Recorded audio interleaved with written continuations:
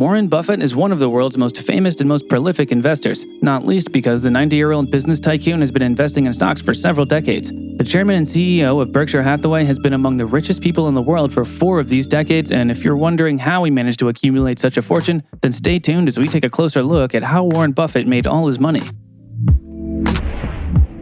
Born in 1930 in Omaha, Nebraska, Buffett was a business-savvy kid long before he became the Oracle of Omaha. At the tender age of 6, he already started making his first money by selling chewing gum to people in his neighborhood, and also went door-to-door during the summer to sell bottles of Coca-Cola. In 1942, before he even turned 12, Buffett already made his very first stock purchase, kicking off a lifetime of investing by buying 3 shares of an oil company, City Service, at about $38 per share. He later sold the stock at $40, making a profit of just $2 per share, which taught him a very important lesson about patience when the price eventually shot up to $200 per share.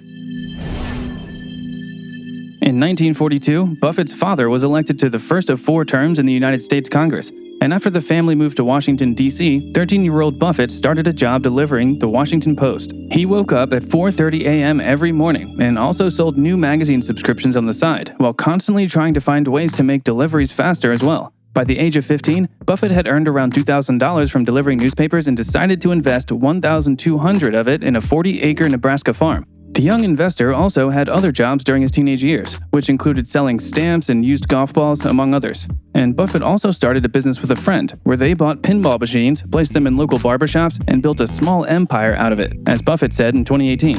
By the time Buffett turned 20, his childhood business ventures had already earned him about $5,000 in savings, which is the equivalent of about $53,000 today. After a childhood of earning money and investing, Buffett wanted to skip college and start a real business career immediately, but his father wouldn't hear it, so Buffett enrolled at the University of Pennsylvania's Wharton Business School at the age of 16, and later transferred and eventually graduated from the University of Nebraska in 1950. The future billionaire then attended the Columbia Business School in New York to earn a master's degree in economics and to study under renowned investor Benjamin Graham. As it turned out, his dad's insistence on continuing his education hadn't been such a bad idea after all, as Graham greatly influenced Buffett's investment philosophy with his strategy of value investing, which refers to seeking out long-term upside in potential undervalued investments. Buffett worked for the investment firm of his mentor Benjamin Graham for 2 years before moving back to Omaha to start his own investment company called Buffett Partnership in 1956.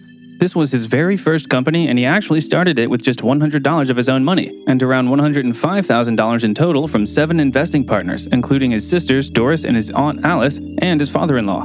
Over the next few years, Buffett would form more partnerships with other investors, and by 1962, he had grown his investors' assets to a total of $7.2 million. His own stake in the company was worth well over $1 million by this time, and that included his fees for the partnership's gains.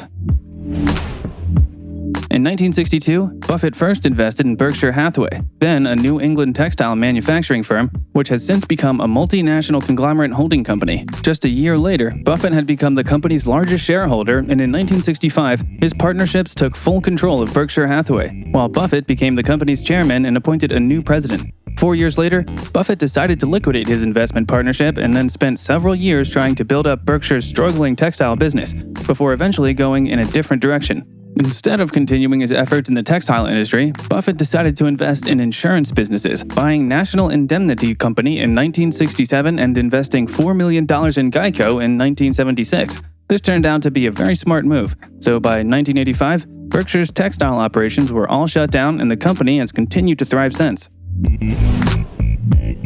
While Buffett is certainly a capable investor on his own, partnering up with another experienced businessman was definitely a smart move. In 1978, after being friends for almost 20 years, Buffett finally convinced Charlie Munger to join Berkshire Hathaway as vice chairman. The two had been introduced by a mutual friend in 1959 when Munger was still a real estate attorney, and they hit it off immediately. In a 2018 interview with CNBC, Buffett said, "We went to dinner, and in 5 minutes, Charlie was rolling on the floor laughing at his own jokes, and I do the same thing. We knew we were sort of made for each other." Just a few years later, Munger opened his own investment partnership, as Buffett had continued to tell him that his law practice didn't use his full talents, as Buffett told CNBC. The two men have now worked side by side for more than 4 decades, and it seems like convincing his good friend to join his company was one of the best decisions Buffett ever made. Once Buffett had ditched the textile industry, Berkshire Hathaway started thriving, and in 1983, the company's stock hit the $1,000 per share milestone. This came after Buffett had made a number of successful investments during the 1970s, including sticks such as the Washington Post Company, Geico, ABC Broadcasting, and R.J. Reynolds. Berkshire Hathaway's success obviously also meant financial success for Warren Buffett, who appeared in the debut issue of the Forbes 400 in 1982 with an estimated net worth of $250 million. Just 1 year later, Forbes estimated that his net worth had jumped to $620 million, and by 1985, Buffett had reached billionaire status. Reaching the $1,000 mark was a huge accomplishment for Berkshire Hathaway's stock, but the company only continued growing, and by 2006, Buffett had turned the business into a behemoth with stock worth over $100,000 per share. His own net worth had reached around $40 billion until then, and that's when the investor first decided that he would gradually give most of his fortune away for the rest of his life. Buffett pledged to give an incredible 85% of his wealth away, with most of it going to the Bill and Melinda Gates Foundation. 4 years later, in 2010, Buffett and his good friend and Microsoft co-founder Bill Gates launched the Giving Pledge, a campaign to encourage extremely wealthy people to contribute a majority of their wealth to philanthropic causes. They have since continued recruiting other billionaires who also pledged to give at least half of their net worth. As of August 2020, over 200 people from 23 countries have joined the Giving Pledge, with their combined net worth being estimated to total around $734 billion.